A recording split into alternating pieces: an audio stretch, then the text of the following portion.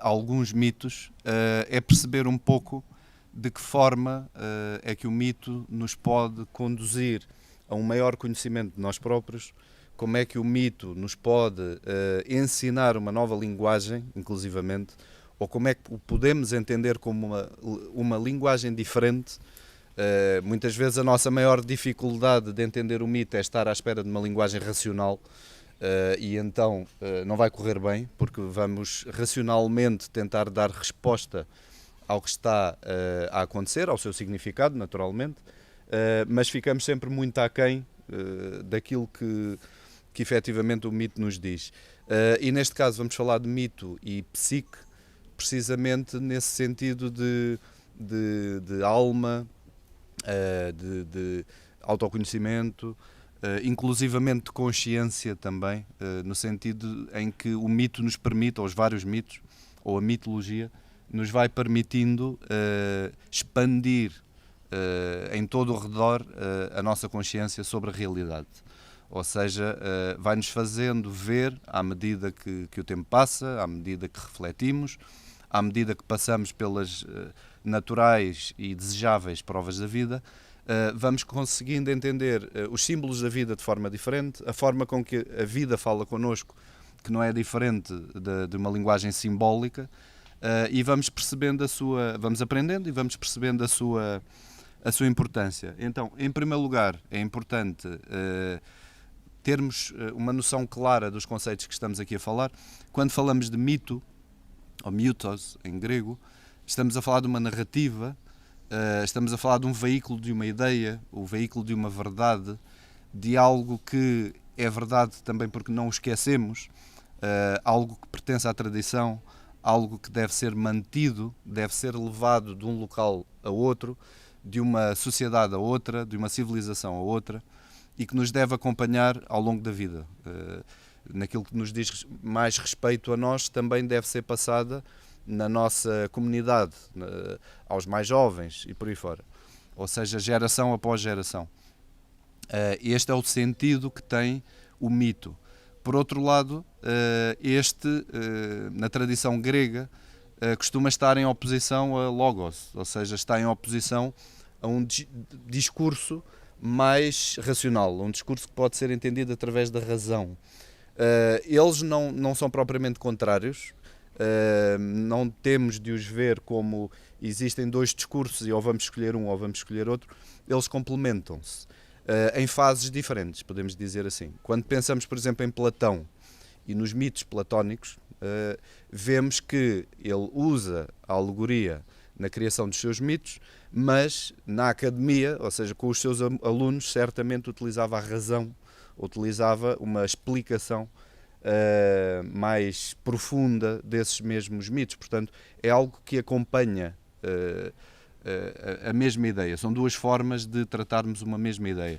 Podemos dizer que uma é mais direta, no caso do mito, porque passa, no fundo, a fronteira da personalidade, passa aquilo que somos externamente, passa a mente, de certa forma, não se dirige exatamente à nossa razão.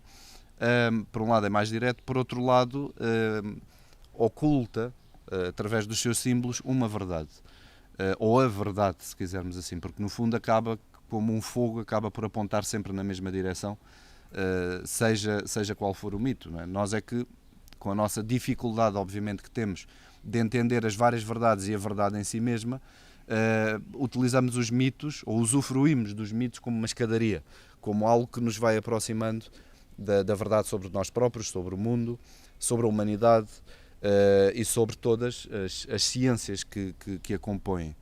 Portanto, neste sentido é importante perceber estes dois conceitos e entender que, tanto de uma forma como de outra, tanto numa linguagem mais intuitiva como numa linguagem mais racional, no fundo aquilo que realmente importa é irmos à essência, irmos ao conhecimento de nós próprios, e daí esta expressão de ao encontro do eu profundo. Ou seja, a pouco e pouco ir escavando até chegarmos ao centro, se quisermos, de nós próprios, e entender que aquilo que está em nós, aquilo que está nos diferentes mitos e aquilo que está na natureza não está assim tão afastado, ou seja, existe um contínuo. Um dos grandes problemas da nossa linguagem e mentalidade muito racional é precisamente fazermos uma grande distinção, colocarmos Deus muito longe, a natureza como algo totalmente distinta do ser humano, fazermos uma grande, ou provocarmos uma grande distância entre seres humanos, e esta linguagem simbólica, esta linguagem mitológica ajuda-nos a compreender que existe uma continuidade, que a vida que está presente na pedra, na planta, no animal, no ser humano, é uma mesma vida, entender que o curso do universo, o curso da natureza, da vida e o nosso próprio hão de ser o mesmo, e isso acaba por permitir ganhar tempo, se quisermos ver assim, e conhecermos melhor qual é o nosso destino e a nossa direção. Já que muitas vezes vemos de uma forma muito voltada para dentro, se posso dizer assim, ou muito egocêntrica, esse nosso caminho de vida, esse nosso propósito, esse nosso sonho, esse nosso destino, esse nosso dever. E a partir do momento que temos uma linguagem que nos permite entender que estamos ligados, não é? Que nos permite perceber um movimento em direção a algo, isso vai nos ajudar e fazer ganhar tempo, se quisermos perceber dessa forma. Outra questão importante relativamente ao mito e ao conhecimento do eu é também a ideia, aquilo que vamos percebendo, que o mito é algo que pode ser e que tem vindo a ser ao longo da história modelado, ou seja, como se fosse a argila de onde vamos construindo a nossa interpretação, os nossos próprios mitos, se quisermos, porque vamos sempre recontando de alguma forma, vamos tomando mais atenção a um detalhe, vamos por vezes fazendo comparações com outros mitos que conhecemos, que é algo também que se tivermos a oportunidade também podemos falar, a importância de uma mitologia comparada, eclética, no fundo, que não seja exclusiva de uma única cronologia ou geografia, mas que nos permite entender que nos estamos a moldar a nós próprios através do mito e que o próprio mito vai existindo ou coexistindo connosco, não é? Por isso é que os mitos continuam vivos hoje em dia. Ainda há pouco se estava a falar de porque é que o mito está vivo, não é? Porque é que o mito importa, porque é que o mito não desaba, não é? Como uma sociedade, por exemplo. Uma sociedade que deixa de perseguir a verdade cai, não é? E o mito não cai precisamente porque tem essa verdade. Nós podemos não a conhecer, nós pressentimos, quando ouvimos, desde crianças, quando somos jovens e depois durante toda a vida, sempre que tomamos contacto com o mito, pressentimos que é importante, que nos está a transmitir algo de verdadeiro. Agora, se a nossa consciência consegue fazer o seu caminho com o mito ou não, isso obviamente depende de nós e não do mito propriamente dito, não é? Por sermos racionais, muitas vezes temos essa tendência de ou ridicularizar um pouco, ou achar que é simplesmente uma mentira, não é? Achar que é uma história para crianças, achar que era uma tentativa de racionalizar as coisas, que era uma época pré-científica, mas uma tentativa de chegar a uma determinada ciência, um determinado conhecimento sobre todas as coisas ao nosso redor, mas se permitirmos isso a nós próprios, vamos ver que não é isso o mito, ou seja, que é uma linguagem própria. E, se considerarmos bem, é isso que vamos tentar também ver com alguns exemplos, sei que já tiveram alguns, se pensarmos bem, perceber que é a nossa própria linguagem, é a linguagem da vida e, no fundo, é a nossa linguagem, não é? É desde os nossos sonhos, não é? que também vêm traduzidos para cada um, mas, em última instância, apontam mais ou menos na mesma direção, desde tudo aquilo que passamos na vida que também se apresenta como um símbolo que tem de ser interpretado, não é? Mas que sentimos imediatamente, ou seja, que nos atinge muito, muito rapidamente. Falando exclusivamente de uma mitologia de origem, ou pelo menos de expressão clássica como aquela que temos aqui, grega, latina, Temos várias fases e temos vários tipos de mitos. Não vos quero cansar propriamente com isso, mas não posso deixar de usar alguns exemplos de Hesíodo, Homero, a própria tragédia, ou seja, que são formas diferentes de expressar um mito.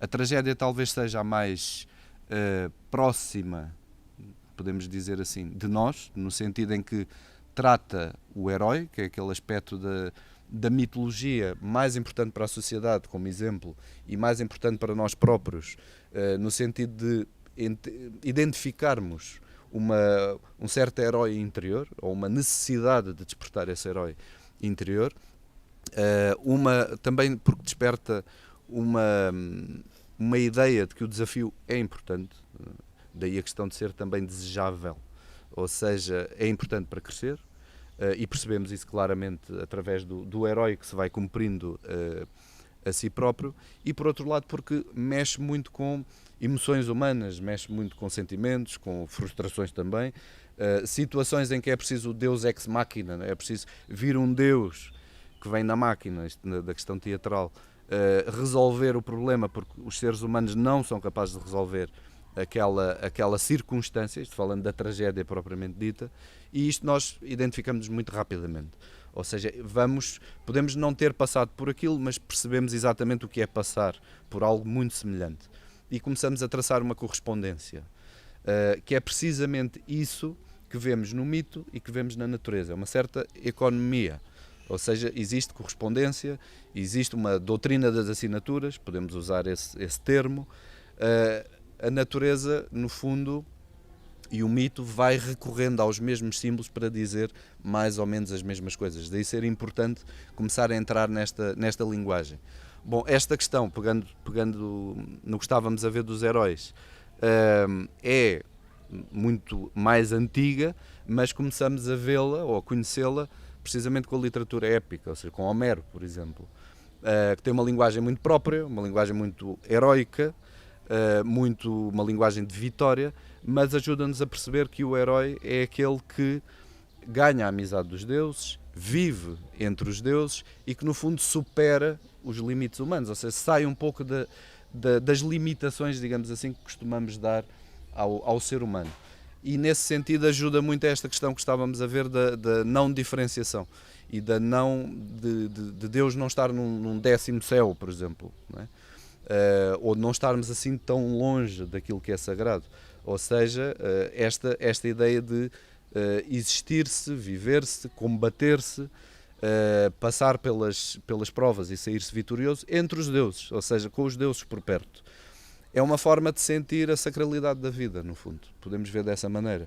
É uma forma de entender que não só todas as coisas são vivas, como todas têm uma expressão sagrada, que nós, mais uma vez, pressentimos. Não precisamos de explicar, podemos tentar usar a razão, mas não é necessário. Nós sentimos isso. Sentimos nestes espaços, sentimos quando estamos juntos, sentimos quando somos arrastados por ideais, não é? Por grandes ideias, pelo menos. Percebemos essa sacralidade de todas as coisas. Portanto, no fundo é esta linguagem que também percebemos no herói. Portanto, em Homero temos esta questão, temos a importância da viagem, que expressa bastante bem a nossa vida, não é? Se falamos de uma viagem sobre as águas, uma viagem passando pela tempestade, isso também é relativamente perceptível para nós, porque perante uma tempestade, obviamente o mar não reflete céu nenhum, e o mar parece, ou os rios, o que quisermos, todas as formas de água, parecem correr para uma determinada morte, se quisermos ver assim. É algo que oculta, ou seja, não conseguimos perceber o que é que nos está a querer dizer, e é algo extremamente violento. E depois existem momentos, obviamente, podemos dizer, mais calmos, em que de certa forma ou está a vida a espelhar determinada realidade superior. Portanto, podemos ver isso como esse caminho de Ulisses, por exemplo, como um caminho da própria vida, de regresso a casa.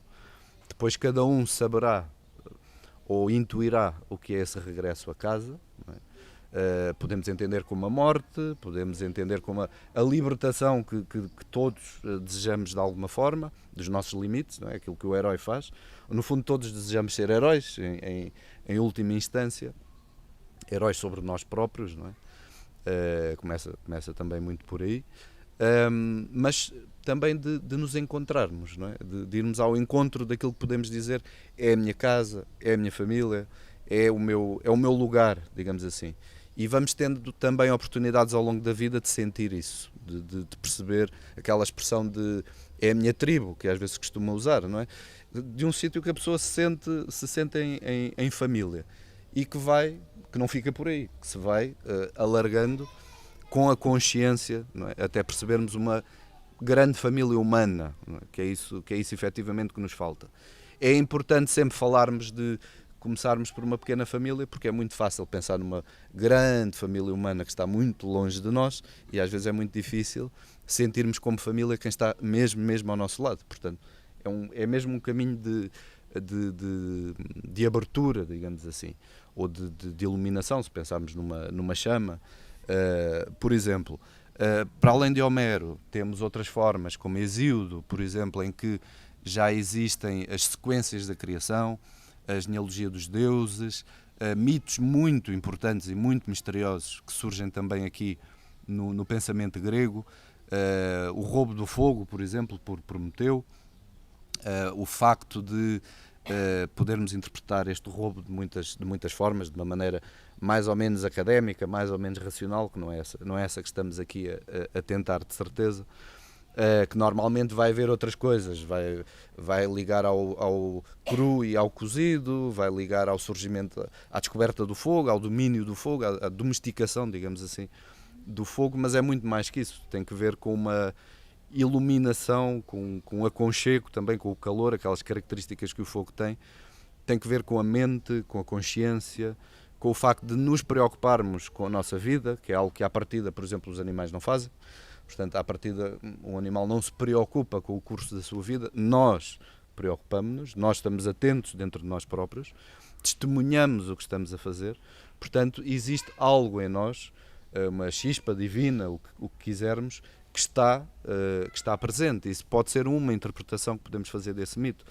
O facto de, como castigo, Prometeu ter sido agrilhoado no mundo, no caso de Hesíodo é esticado numa coluna, é agrilhoado a uma coluna em tensão, ele não está sob pressão, que são coisas diferentes. Ele tem um irmão que é Atlas, que a maior prova deles é estar sob pressão. No caso de Prometeu, ele está em tensão, ou seja, está mesmo a ligar, como se fosse uma coluna, o céu e a terra, está agrilhoado. Representa uma cadeia, podemos ver como cadeia humana, e no fundo está a puxá-la, é ele que ali está. Ou seja, foi ele que nos trouxe o fogo, foi ele que se sacrificou por nós e está no fundo a não nos deixar cair, digamos assim. E nós, por sua vez, ao conhecer este exemplo, também entendemos que, além de alguém me estar a puxar, eu também estou a puxar alguém. Ou pelo menos tenho essa missão, não é? Quem está à minha volta puxa-me e eu também os puxo, ou tenho essa obrigação. Isso lembra-nos muito esse sacrifício em nome do fogo que faltava à humanidade, ou seja, é um mito conhecido, misterioso, e que surge também aqui. Depois Ésquilo vai contá-lo mais ou menos da mesma forma, com algumas diferenças, mas se andarmos à roda das personagens que estão ligadas a Prometeu, como o seu irmão, por exemplo, Epimeteu, vamos vendo diferentes leituras, não é? Enquanto Prometeu representa esta nossa cadeia vertical, ou seja, que une os deuses aos homens, como se fosse uma cadeia que vem do céu até à terra. No caso de Epimeteu, vemos que a cadeia que ele cria, inclusivamente através de Pandora, é uma cadeia horizontal, que também é necessária. No fundo, depois forma quase como uma cruz, se quisermos. Que tem que ver com a família, tem que ver com a procriação, tem que ver com a figura de Pandora, propriamente dita, que é todos os dons, não é? Traduzindo, todos os deuses lhe deram algo e que representa o início da humanidade. Simbolicamente, representa a capacidade da humanidade, num plano horizontal, se perpetuar. No entanto, sem nunca esquecer o que o seu irmão está a fazer, que está agrilhoado. Obviamente isto lembra-nos muitas outras figuras, lembra-nos muitos outros seres reformadores que também se sacrificaram por nós e que também e que se sacrificam e que também estão de alguma forma a puxar, estão a manter o seu lugar, não é? Estão a vigiar e estão com muita paciência à nossa espera. Portanto, isto é obviamente algo que nós também entendemos dentro de nós e sobretudo até em relação aos outros, não é? A paciência que também não temos connosco, não temos com a vida, não temos com a natureza e com os outros muitas vezes não fazemos sequer esse esforço quando depois temos estes exemplos, esta linguagem de um sacrifício que fica eternamente, ou pelo menos até determinado ponto, até ao momento oportuno em que estejamos preparados para isso, que fica à nossa espera. Portanto, esse é um mito importante. Outro ainda relacionado, por exemplo, com Prometeu, que é o seu filho Deucalião, é um mito universal. Já o mito do roubo do fogo também é um mito universal, mas o de Deucalião é um mito do dilúvio, portanto existe por toda a parte. Obviamente pode ser lido como um mito histórico no sentido de houve mesmo um dilúvio, ou houve algum acontecimento que foi interpretado como um dilúvio, enfim, como quisermos. Pode ser lido de várias maneiras, mas no caso do mito grego talvez seja, não vou dizer o mais espetacular, mas uma das formas mais extraordinárias de falar da questão do dilúvio, por todo o simbolismo que tem. Porque Deucalião, a palavra, tem que ver com a raiz Deuc, a raiz verbal, que é puxar, né? É a mesma raiz que está em educação, ex-duco, puxar para fora, ou trazer para fora. Muitas vezes também não entendemos a educação assim, não é? A educação é uma coisa que deitamos alguma coisa lá para dentro, quando estamos a educar os outros, estamos a obrigá-los a assumirem determinadas coisas que nós achamos que é o útil e o válido, mas a educação não é isso, é permitir que a natureza se manifeste, a natureza verdadeira daquela pessoa. Portanto, temos isso em Deucalião, ou seja, aquele que puxa, portanto, puxa qualquer coisa, e temos a sua esposa, que são os dois sobreviventes do dilúvio que vão gerar a próxima humanidade, que se chama Pirra. Pirra é, no fundo, a fogosa, podemos ver assim, a ruiva. Tem que ver com o fogo. Não é? Portanto, continuamos um bocado na mesma leitura, é aquele que puxa o fogo, ou aqueles que trazem, se fosse tradição, podemos ver assim, esse fogo de um lado para o outro. É uma mensagem espetacular, muito mais interessante, permitam-me, e não me levem a mal, mas muito mais interessante do que aquela ideia só de nós não cumprimos bem o nosso papel enquanto humanidade, estamos a ser castigados e vamos tentar sobreviver. É mais do que sobreviver, não é? É levar aquilo que é realmente importante de um lado para o outro, não é? Para o topo de uma montanha, que vai ser o primeiro a aparecer quando as águas baixarem, portanto, novamente para o mais elevado. E o que eles fazem? Constroem uma arca, ou uma barca, como preferirem, sobrevivem e quando chegam ao novo terreno, digamos assim, para que surja a nova humanidade, lançam pedras para trás das costas, que é um símbolo de como se fosse lançar sementes, para dar origem aos novos homens e às novas mulheres. Portanto, é muito interessante perceber o que é que para nós é uma semente, não é? O que é que nós na nossa vida guardamos como válido, como importante, o que é que nós queremos com o nosso trabalho também deixar para o futuro, por exemplo. E o que é que para nós também nos permite, quando isso acontece, manter-nos à tona, não é? Também precisamos de um barco, isso agora deixo também à vossa consideração, porque todos nós havemos de o ter. Se o usamos ou não, não sei, mas todos nós havemos de ter algo que nos puxa constantemente para cima, que nos salva, no fundo, como se fosse uma boia. Todos nós temos isso. Temos essa verticalidade, temos os valores que temos e as virtudes que perseguimos. Enfim, e tudo isso está aqui presente. Portanto, estes são dois exemplos que temos de Hesíodo, por exemplo. Temos muitos outros dos quais poderíamos falar. Temos toda aquela vertente da forma com que a filosofia foi depois lidando com os mitos, ou seja, percebendo que eram alegorias, percebendo que, ainda que os deuses sejam representados, como temos aqui, seja com uma máscara, com atributos, com símbolos, que estão a expressar, através de uma imagem, obviamente, estão a expressar uma ideia, e essa ideia deve ser conhecida, deve ser intuída, deve ser transmitida também, e surgem-nos mitos filosóficos absolutamente espetaculares, sobretudo no caso de Platão.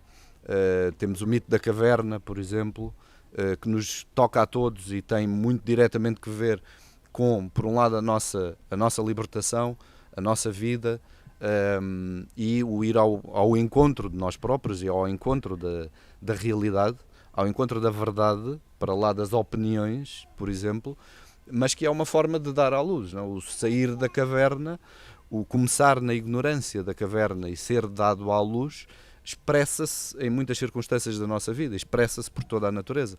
Portanto, ele pega em imagens conhecidas, fáceis de decorar, fáceis de compreender, e que nos ajudam a entender aquelas que são muito mais difíceis de compreender, que é a nossa própria, como é que eu me dou à luz a mim próprio, certo? Como é que eu me encontro a mim mesmo? Como é que eu sou o que devo ser? Ou como é que, não é? Como é que chega ao sítio onde devo de chegar? Que no fundo é disto que estamos aqui a falar. Portanto, ainda que Platão seja um pouco avesso ao mito na educação dos jovens, por exemplo, no sentido de que não narra a verdade, porque dá características humanas aos deuses, dá características divinas aos homens, e isto pode gerar algumas questões até do âmbito religioso complexas, mas por outro lado vai usar a linguagem mitológica, volto a dizer, é a nossa linguagem, vai usá-la precisamente para nos fazer ver uma possibilidade de caminho, não é? Nos fazer sair desse mundo das opiniões e de caminhar até uma determinada verdade, até uma determinada realidade. E inclusivamente da possibilidade de voltar para trás, ou seja, da possibilidade de não sairmos do mundo, no fundo. Ou seja, o que acontece muitas vezes é que, em nome da verdade, ou em nome de determinada verdade, nos afastamos dos próprios homens, ou seja, afastamos-nos do mundo, afastamos do cotidiano. Também não é esse o objetivo, ou seja, o que aprendemos também com Platão é isso, é ir em busca da verdade, mas com os pés bem assentes na terra. Ou seja, a verdade é sempre metafísica, a verdade não é uma coisa palpável, mas tem os pés na terra e trabalha no mundo e mantém o mundo em movimento, podemos ver dessa forma. Outro exemplo é a forma com que no banquete, por exemplo, se expressa o que é o amor, e até o amor pela verdade, pelo conhecimento, como aquilo que nos falta, ou seja, aquela ideia do mito da androginia, não é? Aquela ideia de sermos sempre a metade à procura de outra metade, ou seja, de se amar o que não se possui, por exemplo, ou seja, também é uma forma simbólica de expressar algo importante e, sobretudo, caro à filosofia, não é? Esse amor pelo que não se possui, esse amor pelo conhecimento que se vai tornar prático, portanto, pela sabedoria, portanto, o andarmos sempre em busca andarmos sempre à procura, e até o mito de Er, por exemplo, não é? No sentido de expressar também simbolicamente uma vida no além e um renascimento, não é? E de que forma é que isso acontece? Portanto, estamos muitas vezes perante ideias muito elevadas, que se nos fossem dadas tal como elas são, éramos fulminados, é um bocado essa a ideia, não tínhamos hipótese. Portanto, tem de ser dado na nossa medida, e a linguagem simbólica é a melhor de todas, não é? Porque cada um entende o símbolo à sua medida, portanto não nos fere, agita-nos, pode-nos deixar numa situação de alguma fragilidade, de repente a pessoa já não sabe muito bem, achava que tinha aquela opinião e aquela opinião já não é válida, vai à procura de outra, ou é substituída diretamente por outra, mas por outro lado ajuda-nos a perceber que a verdade está mais além do que isso, e mais importante que isso, é convergente, digamos assim, ao contrário das opiniões, não é? Portanto, ajuda-nos num caminho também de unificação, se quisermos ver assim. Mas estar a expressar o que é o eu, não é? Estar a expressar qual é a nossa essência, estar a expressar como é que surgiu a mente humana, como é que surge o mundo, como é que surgem, entre aspas, os deuses, ou essa sequência, digamos assim, de deuses, expressar ideias como a vida depois da morte a morte, ou seja, a vida no além, o renascimento, expressar isto da forma real, obviamente não estamos preparados para isso. Não é? Portanto, tem de ser dado com recurso a símbolos que, é importante também dizê-lo, colocam-nos sempre em choque. Uma coisa importante é que às vezes consideramos a mitologia grega como a religião grega. E nem sempre é isso que nos apercebemos que acontecia. Ou seja, o mito, obviamente, tem por objetivo a sua prática, o rito, etc., e necessita dele, mas por outro lado, quando confrontamos com a perspectiva religiosa, mais, se quisermos, mais petrificada, torna-a mais dinâmica, mas também a quebra bastante. Ou seja, poderíamos dizer que o homem religioso sente-se, isto falando do homem grego, sente-se um pouco ofendido por aquilo que acontece em termos de relato mitológico.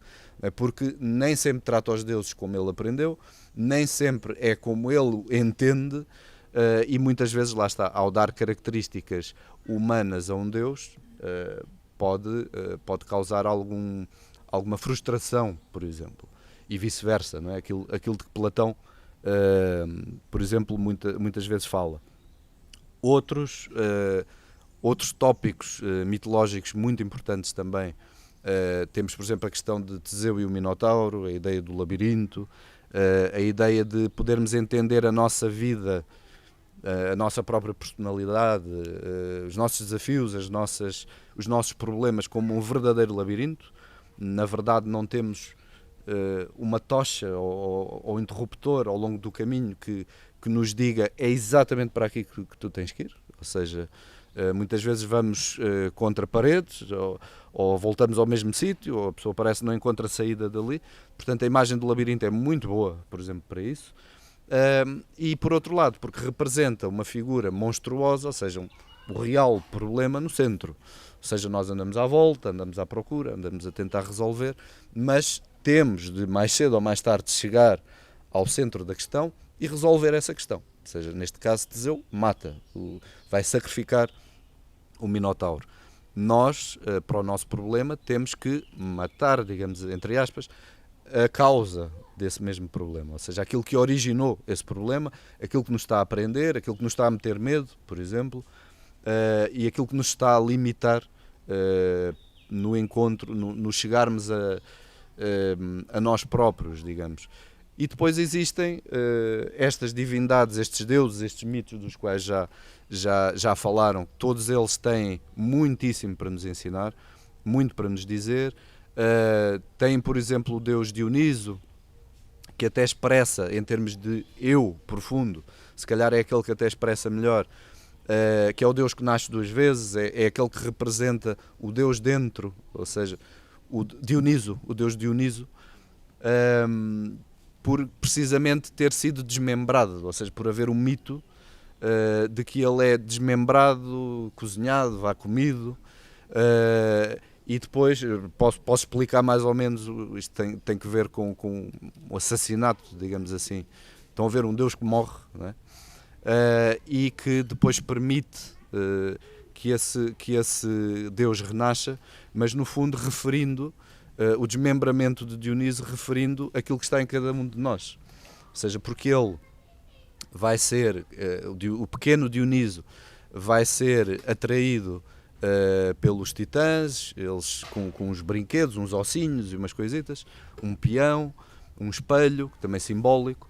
Ele vai se distrair com estes brinquedos, os titãs acabam por matá-lo, desmembrá-lo, consumi-lo, digamos assim, e o seu pai, Zeus, ao aperceber-se do que tinha acontecido, fulmina os titãs e daí volta, ou seja, o duplamente, o duas vezes nascido, digamos assim, volta a recriar ou a dar vida a Dioniso. E no fundo o que é que isto depois vai expressar? Todos nós temos uma natureza, vou-lhe chamar dionisíaca, mas pronto, divina, e ao mesmo tempo titânica, ou seja, todos nós temos uma natureza mais pesada, que nos faz olhar mais, de uma forma mais horizontal, se quisermos assim, mas ao mesmo tempo algo em nós de divino. E mais uma vez isto não se explica pela razão. Pela razão nós só arranjamos justificações, é a única coisa que fazemos. Vamos tentar justificar porque é que os antigos tinham estas ideias que muitas vezes parece que não fazem sentido, não é? Portanto é uma forma de expressar como é que temos estas duas naturezas. Porquê é que temos estas duas naturezas? Porque em determinada altura, não importa para nada qual, em determinada altura aconteceu tal coisa. Houve um Deus que foi sacrificado, não é? Depois podemos ler isto, sacrificou-se por nós, isto depois vai dar outras leituras. Nós na Índia temos exatamente a mesma história. Da sociedade vai-se organizar precisamente porque há o desmembramento de um Deus, e isso vai permitir que a cabeça seja uma coisa, os braços, o tronco seja outra, por aí fora. Neste caso é uma expressão de uma dupla natureza humana. Uma que é passageira, que se limita a refletir, mas que está sempre a correr, não a conseguimos fixar propriamente, e outra que é ígnea, eterna, verdadeira, e que está sempre presente, não é? E todos nós temos constantemente esta noção e esta luta dentro de nós.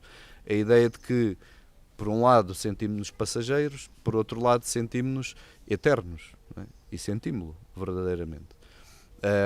Portanto, isto expressa-se muito bem através destas narrativas ou destas histórias, por exemplo. Obviamente podíamos pegar em muitíssimos outros mitos e outros exemplos que nos levam a essa vivência interior e a essa busca interior, mas temos muitos, mesmo no caso a ideia dos mitos de rapto, os mitos que geram guerra, que já falaram nisso também, que geram grandes movimentações, tudo isso pode ser entendido dentro e fora, tudo isso pode ser entendido como algo que é raptado para o mundo, algo que fica aprisionado momentaneamente no mundo, algo que tem que ser contra-raptado, por exemplo. A questão da guerra também muitas vezes ser aquilo que se passa também dentro de nós. Até podemos ver dessa maneira, se quisermos, entre o que é eterno e o que não é, por exemplo.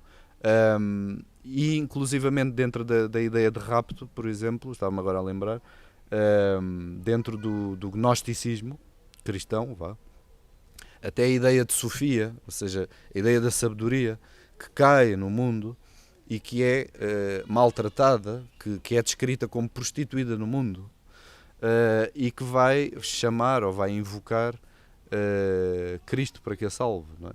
Ou seja, no fundo tudo aquilo que seja a verdade, seja a justiça, seja a sabedoria, tudo aquilo que se vai perdendo acaba por invocar alguém que seja capaz de a reavivar. No fundo também nos está a invocar a nós próprios, não é? Quando entendemos aquilo que é realmente válido, passamos a ter também essa obrigação de honrar essa verdade, essa justiça, essa sabedoria, principalmente colocando-a em prática.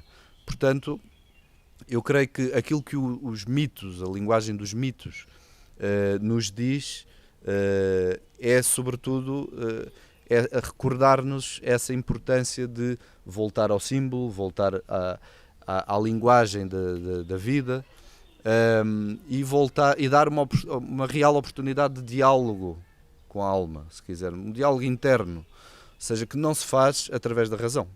Estou sempre a repetir a mesma ideia, mas acho que no caso da mitologia é importante fazê-lo.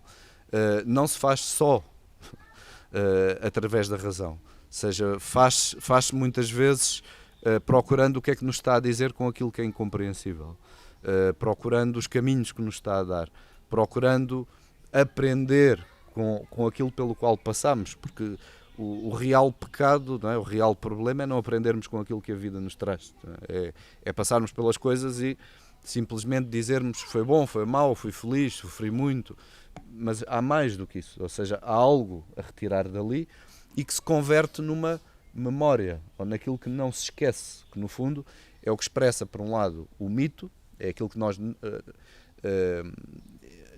nós mantemos de geração em geração, e expressa a verdade como aquilo que na realidade já nos pertence, já é nosso, portanto não esquecemos.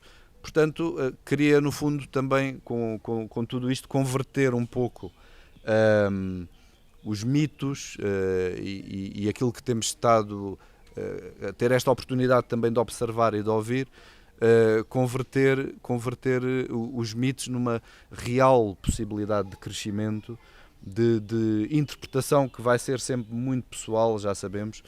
Depois vamos tendo filósofos que nos vão ajudando, não só da antiguidade clássica, vão-nos dando algumas pistas. Aquilo que estávamos a falar há pouco, o uso que a filosofia faz do mito é precisamente esse. Vai havendo sempre uma tentativa de interpretar como alegoria, dizer não é bem isto que está a ser dito, é mais, existe ainda mais um nível de leitura, e isto obriga a consciência a subir de graus ou a expandir-se, como preferimos ver a imagem, a dar luz em locais dos quais não suspeitava e onde não tinha ainda chegado.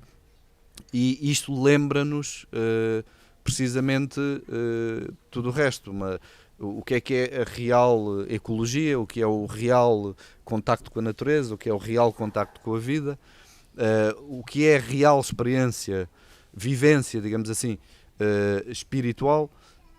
Tudo isso está de uma forma muito humana, podemos dizer assim, expressado a partir dos mitos.